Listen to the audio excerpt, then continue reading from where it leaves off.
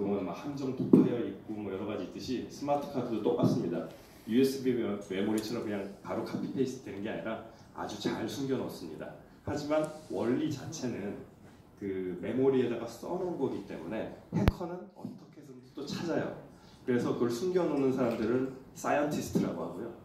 그거를 찾아내는 사람들은 또 아티스트라고 합니다. 그래서 최근 아티스트가 제일 많은 데는 안타깝게도 중국에 지금 아티스트가 제일 많고요. 왜냐하면 그 아티스트가 형성이 되려면 이게 경제적으로 많이 돼야 돼요. 내가 해킹을 해서 그만큼 경제적인 효과를 얻어야 되니까 그런 쪽으로 해킹이 많이 됩니다. 그래서 이제 피지컬리 언클로너블이라는 거는 그 스마트 카드에다가 그 중요한 그 난수를 숨겨놓는 방식을 벗어나야겠다. 해서 미국 국방부에서 모든 아이디 카드, 여러분이 쓰시는 뭐 아이디 카드라든지 크레딧 카드가 다 이제 그 스마트 카드 바탕으로 하는 거거든요. 그러다 보니까 그 대륙간 탄도탄 미사일 있지 않습니까? 그거에 대한 액세스 카드조차도 사실 그런 스마트 카드 방식으로 돼 있어요. 그러니까 누군가 뭐 간첩이죠, 뭐 미션 임파서블처럼 그걸 누가 훔쳐다가 복제해서 그걸 또 다시 이제 쓰면은 이건 이제 정치적 분쟁이 일어날 수 있으니까 과제가 뜹니다. 이거 복제 안 되는 카드 만들어줘. 그래서 MIT에서 이제 시작한 것 중에 하나고요. 또 하나는 이제 유럽에서 이제 자동차 이제 보쉬 아시죠? 보쉬라고 이제 자동차 어떻게 보면 신경계통을 다 그 디자인하는 회사잖아요. 그쪽에서도 이제 자동차가 앞으로 통신을 할 텐데 이거 누군가 타고 들어와서 이 조종하는 거를 빼서 탈취를 하면 이거는 생명을 앗아갈 수 있다. 그래서 이 통신하는 데마다 다 유니크한 아이디가 있어서 이거를 막아야 된다. 해서 이제 퍼플한 기술에 투자하게 됩니다. 이제 그런 히스토리가 있는 게 벌써 한 6, 7년 됐고요. 저희 회사는 그거를 토대로 해서 세계 최초로 대량 양산을 하는 업체라고 보시면 됩니다. 뭐 이런 실제 그 교과서도 존재하고요. 그리고 이제 문제는 이제 이게 만들어내는 방식이 그 웨이퍼 있지 않습니까? 반도체를 만들 때 웨이퍼에서 이게 다 1000개든 뭐 몇만 개든 이게 일란성 쌍둥이에요. 똑같은 디자인의 칩들을 만드는 거니까요. 그럼 얘네들은 다 똑같은 애들이에요. 유전자가 같은 일란성 쌍둥이인데 이게 물리적으로 화학적으로 만드는 거다 보니까 어쩔 수 없는 약간의 편차는 존재합니다. 그 편차를 하나의 난수처럼 활용을 해서 저희가 이제 일란성 쌍둥이도 태어나지만 홍채랑 이 핑거프린트가 다르잖아요. 그게 이제 자궁 내에서의 이 환경이 다르다 보니까 그 약간 다른 점 편차가 존재하는 거거든요. 똑같이 이 반도체 내에서도 그런 편차가 존재하는 걸 가지고 하나의 난수, 어떠한 메모리에다가 집어넣어서 만든 게 아닌 태어나면서부터 자기가 갖추고 태어나는 그런 난수라고 보시면 됩니다. 벌써 이제 좀 약간 머리에서 쥐가 질 텐데. 일단 회사 소개 잠깐 드리겠습니다. 저희 회사는 2001년도에 이제 창업을 한 회사입니다. 2001년도에 이제 시작은 아까 말씀드린 스마트 카드 있지 않습니까? 스마트 카드에 인증 시험을 하는 업체입니다. 그래서 그 전 세계 이런 랩이 한 6군데 있고요. 비자 카드라든지 EMV코는 이제 유로페이 마스터 비자 이제 그 연합이 된 건데 옛날에 이제 단말기가 다 따로따로 있었잖아요. 마스터 카드, 비자 카드 따로 있었는데 이게 통합을 시킨 게 EMV코입니다. 그래서 그거에 대한 라이센스를 가지고 저희가 인증을 합니다. 그러면 인증을 해야지만 이게 뭐 KB 뭐 크레딧 카드가 되든지 뭐 이런 식으로 쥐어져서 비자 네트워크를 태울 수 있는 겁니다. 그 단말기든 카드든 그리고 ATM 기계든 요즘에는 이제 스마트폰도 이제 하잖아요. 삼성페이 뭐 하니까 그런 것도 저희가 다 인증을 하는 그런 업체입니다. 그러다가 이제 저희가 그래서 아주 자연스럽게 알게 된 게 스마트 카드가 해킹이 된다는 걸 알게 된 거죠. 그래서 방식이 그걸 또 보완할 수 있는 새로운 신기술은 뭐냐 하고 이제 유럽하고 이제 교류를 하다가 알게 된 거는 퍼플한 게 있다라는 걸 알게 됐고 이제 앞으로 소개드리겠습니다. 그래서 저희가 2001년도부터 이제 11년 전까지는 이제 인증 시험 위주로 저희가 해오던 업체고요. 그리고 11년도에 한양대에서 사실 한양대 퍼플을 개발한 교수님들이 계셨는데 9년도부터 이제 교류를 하다가 11년도에 저희가 인수를 해옵니다. 전체 인수하고 한양대 내에도 저희가 실험실 그 센터를 하나 만들어 드리고요. 그렇게 시작해서 시작됐고 2014년도에 이제 벤처 투자 유치하고 또 6년, 16년도, 18년도 또 이제 추가 유치를 해가지고 지금 저희가 이 퍼프가 개발하고 하는데 총 298억 원을 썼습니다. 지난달까지. 그래서 약간 좀 정신 나간 벤처 업체고요. 그리고 이제 하지만 어쨌든 저희가 16년도에 최초 대량 양산에 성공하면서 일단 유럽, 그러니까 공학 그 하드웨어 보안의 본고장이 유럽에서 혁신상을 수상을 합니다. 그리고 이제 한국에서도 대한전자공학회에서도 이제 인정받고요. 그런 히스토리를 가지고 있고요. 지금 총 인원은 대략 자회사 합쳐서 한 50명, 그리고 자본금은 이 두 가지가 이제 고민되는 그런 업체라고 보시면 됩니다. 일단 저희 인원 소개를 저희가 슬라이드가 아주 매우 길지는 않겠습니다. 회사 소개 좀 해드리겠습니다.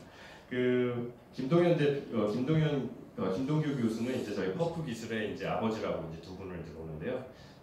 이분은 반도체를 전혀 모르시고 보안만 하시는 분입니다. 전산과 나오셔가지고 보안만 하시는 분이고, 이분은 반도체만 아시는 분이에요. 이 두 분이 2005년도에 한양대학교에서 학교 행사를 가시다가 같은 차를 타게 됐는데 한 3시간 같이 계시면서 이제 얘기를 자연스럽게 나누다가 넌 뭐 하는 사람이요? 이제 이렇게 시작됐다가 이분이 반도체에서 혹시 자연적으로 난수가 발생하는 그런 거가 있지 않을까요? 라고 해서 이제 시 교수가 너무 많아서 문제입니다. 이거를 줄여야지 수율이 향상되기 때문에 그걸 저희 줄이려고 저희는 이제 노력하는 게 문제입니다. 그래서 이제 그래요? 그럼 난수 좀 만들어 봅시다. 해서 이제 시작이 됩니다.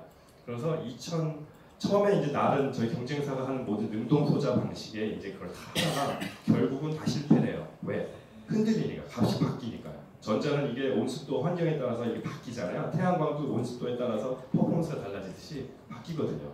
그러니까 이거는 바뀌면 큰일 나는 숫자거든요. 그렇잖아요. 우리 주민등록 번호가 바뀌면 딴 사람이 되는 것처럼. 그러니까 이거 안 되네 하다가 2009년도에 비아홀 포트라는 걸로 이제 성공을 해요. 그걸 이제 저희 이제 2001년도부터 회사를 끌어오시던 이제 김동현 대표께서 이제 이걸 인수를 하게 된 거고요. 그리고 이제 다 좋은데 이분은 이제 산업 현장에 계셨던 분은 아니에요. 그래서 랩에서는 성공을 하죠 항상. 하지만 이거를 대량 양산하고 이걸 치고 나가는 데는 이것도 딴 얘기거든요. 그래서 저희가 이제 모셔옵니다. 어떤 듣보잡 회사에서 반도체를 하겠다고 하면 사람들이 안 옵니다. 왜냐면 반도체 하시는 분들 이 이력관리 잘 하셔야 되거든요. 근데도 어쨌든 감사하게 삼성에서 한 30년 계시던 분이시는데 저희 이제 조인을 해주셨고 저희의 장난감을 이분이 표현하시길 장난감을 이제 소비자가 마음껏 쓸 수 있는 대량 양산 가능한 칩을 만들어 주신 분이시고요. 그리고 이제 오수영 교수님은 저희 이제 유승삼 대표님과 이제 친구신데 한국의 반도체계의 큰 형님이라고 이제 일컫는 분이십니다. 그래서 이제 이분이 저희 이제 커넥티비티를 다 이제 좀 장을 해주시고 계시고요. 뭐 퀄컴이라든지 뭐 이런데 바로바로 정화 하나로 이제 소개해 주시고 이런 분이시고요. 그리고 이제 저희 유승삼 대표님은 제가 여기를 12년도에 조인을 하면서 제가 한 2004년도부터 이제 제 보스의 멘토를 하시던 분, 그때부터 배웠던 분이신데요. 생각나더라고요. 이게 참 우리가 참 옥동자를 만든 것 같은데 이거를 제 혼자의 능력으로는 어쨌든 뭘 하기가 쉽지 않을 것 같아서 좀 더 스케일링을 해보신 분을 모시고 또 글로벌 스케일의 IT 네트워크를 가지신 분을 모셔야겠다 해서 유승삼 대표님을 잘 설득을 해서 이제 모셔왔습니다. 그래서 결국은 이제 이렇게 많은 걸 지금 연결해 주고 계시고요.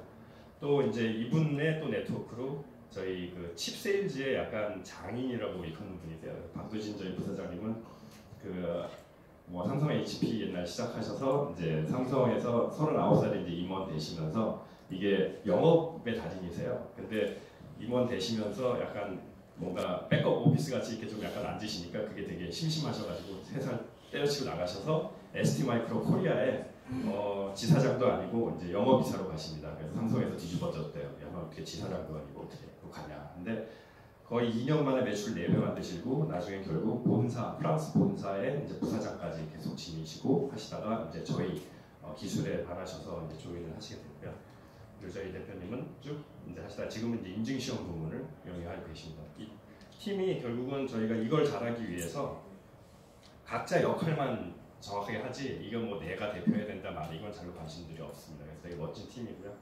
저는 학교를 다니고 이제 졸업하고 처음에 이제 골드만삭스 뉴욕에 잠깐 들어갔는데 이게 저희 집안 대대로 이게 할아버지 때부터 학비를 갚아야 돼요. 저희가 계속 학자로 나오면 상관이 없는데 이게 뭔가 자기 업종으로 가게 되면 갚아야 돼요. 그런데 저는 쓸데없이 좀 너무 비싼 학교를 와가지고 취직을 해도 이게 답이 없더라고요. 그래서 대학원을 다시 들어갔다가 이제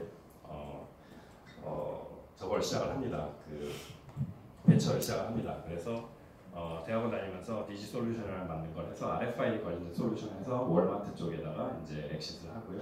그 다음에는 이제 BSL이라고 해서 싱가포르 업체에서 저희가 나노 기술하고 허혈성 뇌졸중 치료제 관련된 걸 저희가 해서 이제 바스프하고 사인업함에다 액세스합니다. 그 다음에 이제 호서 벤처 투자라는 걸 이제 강일구 총장님 소개로 이제 인수했는데 저건 이제 제 인생의 최대 실수 중에 하나고요. 인수를 잘못했습니다. 그래서 이제 많은 걸 참 배운 기회였고요. 그 다음에 이제 12년도에 이제 ICTK를 이제 인수하고 들어가서 이제 지금 여태껏 열심히 활동을 하고 있습니다. 이게 몇 번 엑시트 해보니까 제일 중요한 건 결국은 그때 당시에 그 특허입니다. 특허 비용을 많이 들기도 하는데 이 특허를 제대로 관리를 안 하면은 나중에 그 가치를 제대로 인정을 받지 못해요. 그래서 일단 특허에 참 많은 비용을 썼고 저희가 그동안 한 30억 정도 썼더라고요. 그래서 저희가 일단 메이저 특허에 대해서는 그 미국의 피니건이라고요. 그 특허 로펌 중에 제일 좀 잘하는 데가 있습니다. 거기서 리티게이션, 그 소송팀으로 하여금 저희 특허를 쓰게 했습니다. 왜냐하면 소송하는 사람들이 어떤 단어를 어떻게 적절하게 써야 되는지 정확히 잘 알고 있거든요. 안 그러면 무효소송이나 이런 거에 매우 취약하거든요. 저희같이 작은 벤처들은. 그래서 그렇게 했고요. 지금 총 한 83개 정도의 특허를 가지고 좀 업데이트가 잘못됐는데 하고 한 70몇 개의 특허가 계속 진행 중에 있고요. 한국, 미국, 중국, 일본, 대만, 유럽 등에 이제 다 특허가 등록이 되어 있습니다. 그래서 메이저 특허분이 있고 저희 기술 특허분이 있고 그거에 대한 검증 방법과 기타 그거를 이제 면하는 다른 기술을 또 강화할 수 있는 그런 기술을 가지고 있죠. 그리고 저희 퍼프 기술을 바탕으로 해서 응용분들을 해서 지금 특허를 관리하고 있습니다.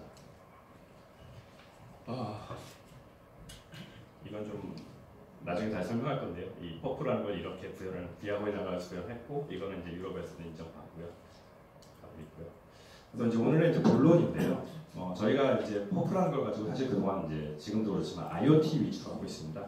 IoT는 아시다시피 엄청나게 많은 게 다 연계가 된 거예요. 지금 인더스트리 4.0이라고 하시는데 결국은 인더스트리 4.0에서 제일 중요한 것 중에 하나는 커넥티비티거든요. 근데 커넥티비티는 다 좋은 게 무결성도 중요합니다. 끌어오는 데이터, 바깥에서 센서들이라든지 여러 가지를 통해서 중앙으로 끌어오는 데이터의 무결성도 중요하고요.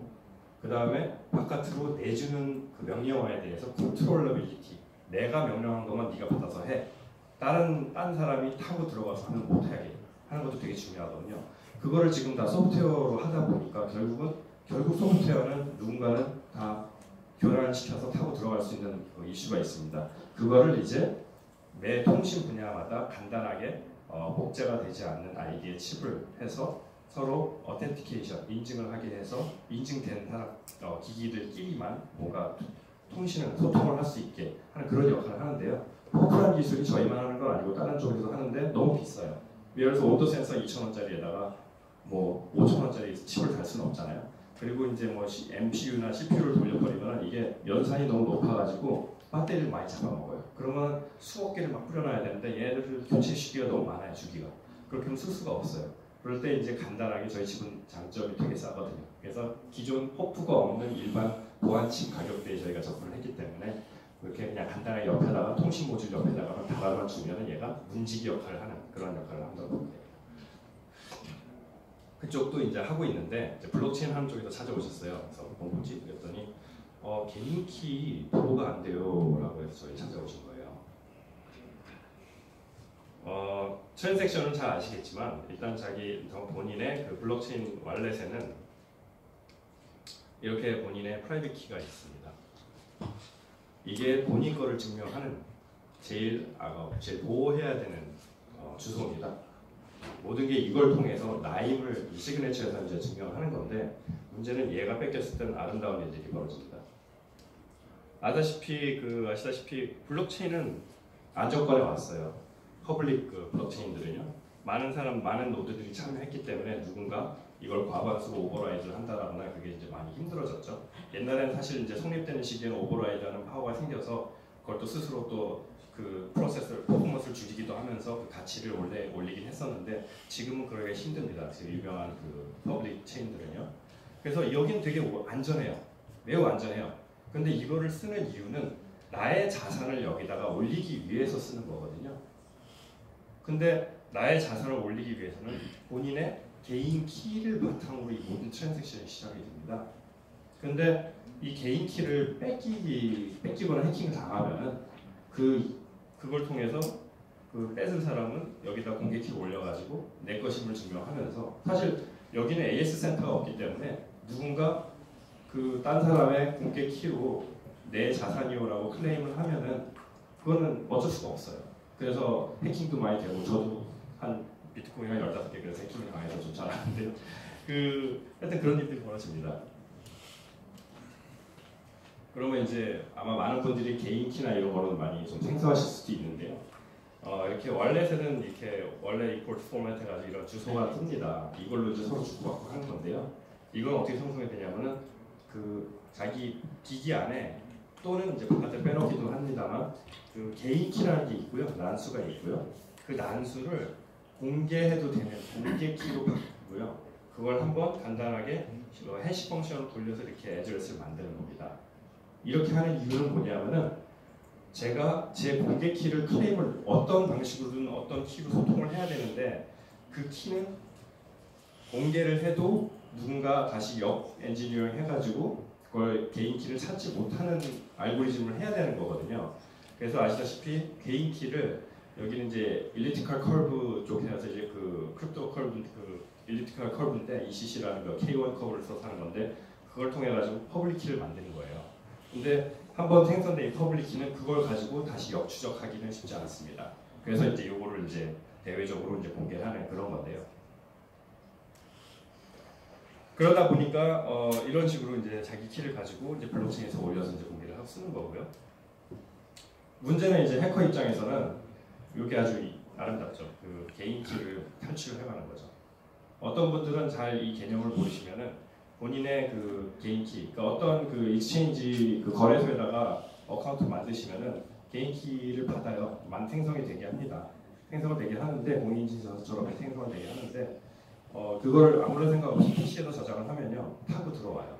또는 이메일로 받으면은 이메일로도 또 타고 들어와요. 저희가 한번 당했던 해킹 사례는 아무런 생각 없이 그냥 하나 올렸어요. 다른 코인 사고 싶어서 15개를 올렸더니 제 이메일 주소까지 타고 들어와가지고 보니까 이메일 주소에 패스워드 자꾸 바꾸려고 노력을 했더라고요. 왜냐면 다른 데도 제가 어카운트 가지고 있을 거다라는 생각하에. 근데 제가 콜빗을 쓰고 있었는데 자꾸 ARS에서 이게 뜨는 거예요. 이런 숫자를 쓰라고. 그래서 이건 뭐지? 하고 이메일을 봤더니 누군가 자꾸 제 이메일 주소에 액세스를 하고 있더라고요. 이제 하여튼 뭐 대단합니다. 그래서 요거를 이제 막으려고 이거를 이제 통해서 이제 빼서 가면은 이제 본인 에셋은 아무리 안전하다 하더라도 뜯기는 겁니다. 매우 상식적인 얘기인데 좀 제가 길게 말씀드렸습니다. 그래서 이 블록체인계에서는 이 개인 키를 막기 위해서 여러 가지 방식을 씁니다. 이 주소가 길잖아요. 주소를 이렇게 이런 데도 있어요. 그러니까 종이로 프린트해서 가지고 계신 분들도 많이 계시고요. 그리고 이렇게 뭐냐면 이렇게 메탈에다가 하나하나 레터를 써가지고 이렇게 보관하는 분들도 계시고요. 레저 해가지고 이제 USB 타입에 이제 이런 그래서 바깥으로 빼서 쓸 수 있는 거 그런 것도 많이 있고요. 또 이제 이런 서비스가 시작이 됐어요. 그러니까 소프트웨어 방식으로만 개인 키를 보호하는 것 자체가 안전하지 않다 해가지고 저희가 이렇게 칩을 씁니다. 필라멘트라는 프로그램도 있고 스카이넷, MXM 여러 가지 제가 이제 많은 것 중에 이제 몇 가지만 좀 올려드렸는데요. 이게 이제 T라고 Trusted Execution Environment라는 하나의 스마트 카드 비슷하게 이제 그런 environment인데요. 이거 뭐냐면은 안에 프로세서에서 일반적인 앱을 돌리는 프로세서와 약간 보안 관련된 부분을 나누는 거예요. 벌추얼리 나눠서 이제 쓰는 그런 방식인데요. 그러니까 스마트 카드나 이런 데서도 많이 쓰는 방식이라고 보시면 됩니다. 유심에서도 이제 심카드나 이런 데서도 쓰고 있고요. 다 좋은데 문제는 다 해킹됩니다. 아름답게 해킹됩니다. 왜? 아티스트들이니까요. 그래서 이제 예를 들어서 이제 어떤 한 업체를 특정적으로 하기 좀 약간 죄송합니다만 필라멘트 업체에서 이제 이렇게 써요. 우리는 Trusted Execution Environment를 쓴다. 이게 들어간 칩을 쓴다라고 하는데 저희가 스마트 카드나 이런 걸 많이 한 쟁이들 입장에서는 저거 해킹되는 건데 저걸 너무 안전하게 믿네. 근데 이 이유가 뭐냐면 블록체인 하신 분들은 거의 다 소프트웨어에서 시작을 하세요. 그러다 보니까 보안 칩이나 이런 쪽을 잘 많이는 모르세요. 그러다 보니까 이 칩이 얼마나 안전한지 아닌지에 대해서는 감이 덜 오시는 거죠. 그래서 뭔가 대외적으로 이게 T 같은 거는 이제 암코어에서 쓰는 거거든요. 그래서 암코어가 쓸 정도면 안전하다라고 해서 이제 그렇게 쓰는 건데 EMB 코라고 아까 설명드린 유로페이 마스터 비자. 그래서 이거는 이제 페이먼트 네트워크죠. 여기 아멕스라든지 유니온페이 다 여기 이제 협의에 들어가 있는데 여기서는 T를 쓰지 않습니다. 페이먼트잖아요. 글로벌 페이먼트인데 이거 자체가 해킹이 당할 수 있다는 거를 알기 때문에 이거를 T만 있다고 해서 칩을 인정해서 쓰진 않습니다. 그래서 이제 그 virtual T라는 걸 또 새로 만들어 쓰는 그런 거고요. 실제로 이제 T라는 거는 이제 그 화웨이 폰이나 이런 데다 T가 들어가 있는데 아름답게 다 해킹이 된 사례들이 있고요.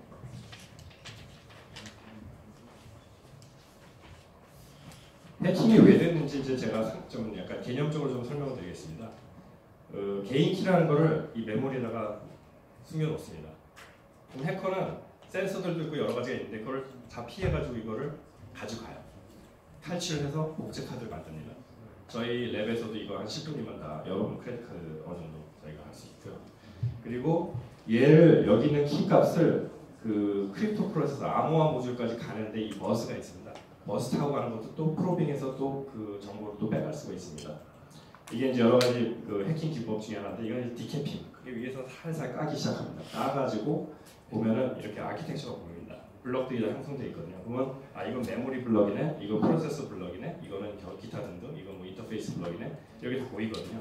그럼 거기서 추출을 해내면 되는 겁니다. 그리고 이제 파워 어택 해가지고 사이드 채널 어택인데 이제 파워 돌아가는 거 어떤 그 암호화 이거 프로세서 돌린 다음에 돌릴 때 그걸 계속 파워를 추출을 해요. 그러면 거기서 코드를 다 잡아낼 수가 있어요. 아티스트들이거든요. 그래서 그런 식으로 해서 키값을 또 추출해낼 수 있는 여러 가지 방식들이 있습니다. 그래서 이제 문제가 뭐냐면은 소프트웨어 방식으로 개인 키가 설정을 되다 보니까 여러분이 쓰시는 그 스마트폰 예를 들어서 뱅킹을 하시잖아요. 뱅킹을 하실 때 보면은 세컨 팩터, OTP 카드를 돌리거나 ARS 전화가 오잖아요. 당신이 당신의 폰을 통해서 스마트폰에서 나에게 은행에게 거래를 요청한 거를 다시 증명을 해봐 라고 하는 게 세컨 팩터입니다. 왜냐하면 ARS 전화를 준 사람은 이제 등록된 분 전화일 수밖에 없으니까요. 통신사를 믿는 거죠. 그러니까 어떻게 보면 은행 같은 경우는 이제 그걸 면피하기 위해서 하는 방법이라고 보시면 됩니다. 그러니까 그 기기를 못 믿는다는 거예요. 기기 자체가 복제된 기기일 수 있으니까. 그래서 그런 세컨 팩터 등등 복잡하게 여기가 안전하지 않다라는 가정이 돼 있으니까 이 프로토콜이나 이런 것들이 되게 복잡하게 위에 설계가 되어 있습니다. 그래서 이 루트 오브 트러스트라는 이 프라이빗 키를 되게 단단하게 안전하게 보호를 할 수 있으면 그 위에 설정되는 프로토콜이나 소프트웨어는 되게 간단하게 될 수 있습니다. 왜냐하면 믿을 수 있으니까요. 저희가 하는 그 기존의 이제 이 방식을 벗어난 이 방식을 하는 퍼프를 하는 기술은 저희만 하진 않고요. 뭐 삼성전자라든지 아까 필립스에서 인투인지가 이게 보쉬에서 투자하는 회사고요. 뭐 타이완의 이메모리, 일본에서도 많이 했어요. NEC, 파나소닉, 뭐 히타치 뭐 등등 많이 하고 있었고요. 독일에서도 하고 있고 여러 업체들이 있는데 이분들은 그 능동 소자를 바탕으로 퍼프를 구현합니다. 아까 저희 교수님들도 했다가 실패한 거예요. 근데 저희는 이제 그걸 벗어나서 이제 수동 소자를 해서 하는데 이건 너무 이제 테크니컬적으로 좀 죄송한데요. 이거를 설명을 드려야 될지 모르겠는데 그 반도체를 메모리가 늘어나는데 늘어나기 위해서 똑같아요. 사이즈는 똑같은데 메모리 크기는 커지잖아요. 이게 아파트처럼 적층을 하는 거예요. 적층을 하면은 이게 소자가 연결이 돼야 되잖아요. 그럼 층마다 연결되는 걸 비아홀이라는 걸 구멍을 뚫어가지고 구리랑 텅스텐을 집어넣어서 전기가 통하게 하는 게 있어요. 비아홀이라고. 그럼 층마다 이게 몇 천만 개에서 몇십억 개가 들어가는데요. 사이즈에 따라서 뭐 기능에 따라서 그건 당연히 있어야 되는 건데 그거를 저희는 좀 더 작게 뚫어가지고 어딘 뚫리고 어딘 안 뚫리게 해서 난수를 만들어내는 겁니다. 간단한 개념이에요. 그래서 이 방에다가 뭐 예를 들어서 컵이 뭐 10,000개가 채워진다. 그럼 10,000개를 컵을 채워놓고 거기다가 공을 딱 하나씩 들어갔으면 공을 한 5,000개를 던져요. 그러면 던질 때마다 이게 똑같은 위치에 정확하게 들어갈 확률은 매우 떨어져요. 그러니까 그런 식으로 저희 난수를 만드는 거예요. 하지만 전류의 흐름이 아니라 이거는 어쨌든 구리나 이런 구조물로 하는 거다 보니까 이게 온도가 1000도가 돼야지 구리가 녹거든요. 그러니까 이게 디바이스가 먼저 망가지면 망가지지 얘는 한번 성립되면 그게 어떻게 없어지거나 그러진 않아요. 그래서 이제 그런 기술을 하다 보니까 안정성이 매우 좋아졌어요. 그래서 온습도에 매우 강하고요. 그러다 보니까 이제 능동 소자로 하신 분들은 이제 그 환경에 따라서 이게 자꾸 만들어 놓는 게 달라지니까 에러 커렉션 코드라고 고정 코드가 옆에 들어갑니다. 아 얘는 이럴 때는 이렇게 반응하고 쟤는 저럴 때 저렇게 반응해 라는 걸 보정을 해서 메모리에다 써놔요. 하나의 힌트 코드죠. 그러니까 해커는 또 저걸 또 역추적을 해서 또 원래 원키를 또 잡아낼 수가 있어요. 왜냐면 이건 보안 칩인데 보안성이 중요하잖아요. 물론 퍼프를 대는 게 중요한 게 아니라. 저희는 그걸 이제 수동 소자로 하다 보니까 이제 그런 영역은 없어서 보정 코드가 필요 없고요. 그리고 또 중요한 거는 이게 보안 칩이다 보니까 아까 전에 여러 가지로 해킹할 수 있다고 말씀드렸잖아요. 찾아 보면은 이제 삼성 거라든지 이런 데 보면 이게 위치가 정확하게 추적이 돼요. 아, 여기서 퍼프 값을 만들어내는 거네, 난수를. 그러면은 이걸 또 추출을 하면 돼요. 그래서 복제하면 끝나는 거예요. 다른 방식들도 그렇고요. 저희는 이게 비아홀이라는 거는 여기저기 막 산재되어 있는 거예요. 그래서 어떤 구멍이 그냥 일반 비아홀인지 그냥 위층 아래층 연결하기 위한 비아홀인지 아니면 난수를 만들기 위한 퍼프형 비아홀인지 구분하기가 쉽지 않습니다. 그리고 이걸 또 동시 몇천 개를 프로빙을 해야 되니까 그것도 이제 그런 기술은 없고요. 현재 한 6개의 프로빙이 되는데 그건 안 되고요. 이러면 이제 뭐가 좋냐라고 했을 때 이게 이제 기존 방식이에요. 이 플레인 데이터라는 걸 보호를 해야 되는 그 CD키인데 이걸 암호화해서 여기다 저장을 합니다. 근데 얘를 암호화하는 키 값도 여기 같이 있어요. 그럼 해커가 얘만 딱 탈취해버리면은 얘하고 얘가 있으면은 암호화는 다 공개된 암호화이기 때문에 얘를 유출을 할 수가 있어요. 간단하게. 방정식 아시죠? 근데 이제 퍼프라는 거는 그 디바이스만 고유하게 지니고 있는 자기도 모르는 어떤 값이거든요. 메모리에 써있는 값이 아니라 필요할 때만 불러오는 어떤 난수예요. 그러다 보니까 플레인 데이터가 이 자기도 모르는 어떤 난수로 암호화돼서 여기다 저장이 되니까 해커가 이 사이퍼, 그러니까 암호화된 이 데이터를 털어가더라도 이 퍼프가 없으면은 다시 복호가 안 되는 그런 기능이라고. 아주 간단한 겁니다, 논리가. 그런 겁니다. 그래서 이게 원격적으로 뭔가 탈취하는 것 자체가 원격적으로 탈취해도 의미가 없는 거죠. 그래서 1, 2, 3이 321로 저장이 되는 건데 321은 털어가봤자 1, 2, 3이 절대 될 수 없으니까 안전한 거죠. 그러면 이제 이게 무슨 블록체인이랑 도대체 뭐가 어떻게 되는 거야? 라고 했을 때 뭐 여기저기 해킹 많이 되는 걸 아실 거고요. 핫 월렛이 많이 있습니다. 그래서 이제 여러분들이 쓰는 데 월렛에 이제 여러 가지 이제 보안이 돼 있어요. 파이도도 돼 있고 레저 홀드 월렛하고도 이제 연계돼 있고 아직 떨어지는 거죠. 멀티 시그니처에서 좀 더 잃어버리지 않게 안정화도 하고요. 그래서 키 백업 서비스도 하고요. 그래서 빅파이낸스라고 이제 엄청 큰 거래소죠. 거기서도 이제 빅고라고 이제 있습니다. 여기는 이제 그 보안 서비스를 하는 거예요. 그래서 여러분들 트랜잭션에서 다시 이거 현금화하고 할 때 그 트랜잭션 피의 절반을 가져가는, 앉아서 돈 많이 버는 이제 보안 업체인데요. 여기를 도입한 회사 조차도 이제 이렇게 해킹을 당합니다. 이유는 이렇습니다. 사용자가 그 빅고를